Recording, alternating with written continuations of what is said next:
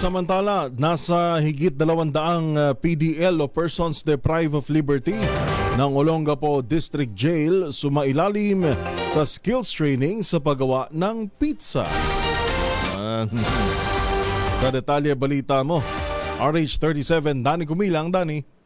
Sa pangunguna ni Jail Superintendent John Teddy Madria, warden ng Olongapo District Jail, katuwang ang isang kilalang pizza brand sa Barreto, Olongapo, matagumpay na naisagawa nila ang isang skill training program na nakatuon sa paggawa ng pizza.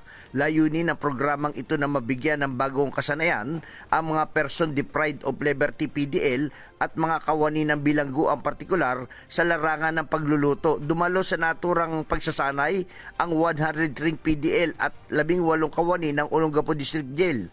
Aktibo silang nakilahok sa hands of learning at natuto ng mga tamang proseso at teknik sa paggawa ng pizza.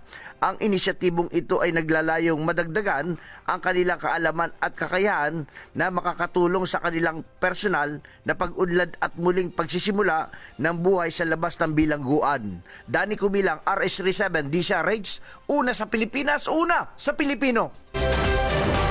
Maraming salamat, Danny Kumilang.